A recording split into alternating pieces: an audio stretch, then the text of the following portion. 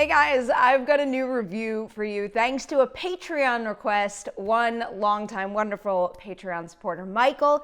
He's from Australia and he's used most of his video requests for topics that directly connect to the country. I'm actually probably going to continue learning about AFL because of him, and now I'm going to tell you about my experience watching Peter Weir's 1981 release Gallipoli for the first time. I'm a fan of a lot of Weir's work, so I was a little surprised I had never seen this one before, and now I'm glad that I have.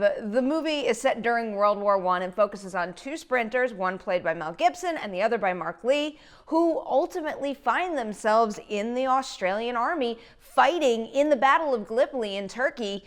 Kind of ashamed I didn't know much about the actual Gallipoli campaign, given the sacrifices made and also its lasting importance and legacy, but sometimes that can be the benefit of cinema, being exposed to something new or something you didn't know, and in this case, Weir and screenwriter David Williamson's approach to this topic made a significant impression on me. Didn't take long at all to strike up a connection with both of the main characters, Lee as Archie and Gibson as Frank. They are two completely different guys. Archie is a stand-up, well-mannered champion, and Frank is a talented athlete, but one with less discipline and living a completely different lifestyle. But the thing that ties the two of them together so well is their athleticism, and the race featured in the first act of the movie really does bring them together in a believable way, sparking a genuine friendship that I found really appealing, especially because of their different personalities and mentalities.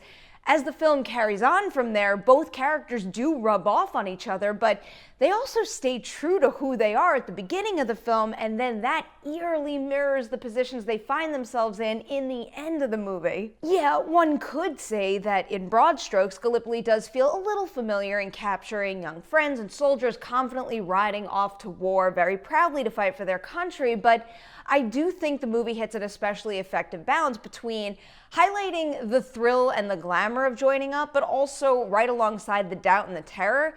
Yes, obviously there is a downward decline for our main characters in terms of the imminent danger they're facing, but the movie also foreshadows what's to come just so beautifully and in a number of ways. Subtle instances I won't spoil here, but one of the more prominent examples is seeing Archie's wholly dedicated positive attitude playing out alongside Frank's more doubtful one.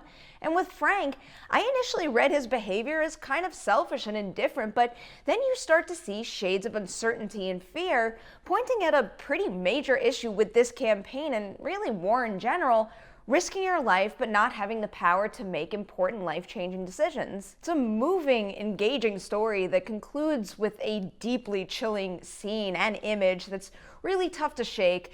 I can't speak to the historical accuracy of the movie, but in the context of this narrative, I did feel that Weir and his team earned that last moment, and also the film's lasting impact on me as well. The movie also holds up especially well for a film released in the early 80s. It is beautifully shot and feels and looks like a really powerful war epic, while also excelling as an intimate story about these two friends. I really took to both Lee and Gibson's performances here.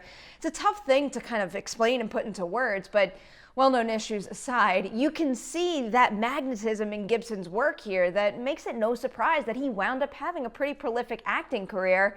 I highly recommend giving Gallipoli a watch if you haven't seen it yet.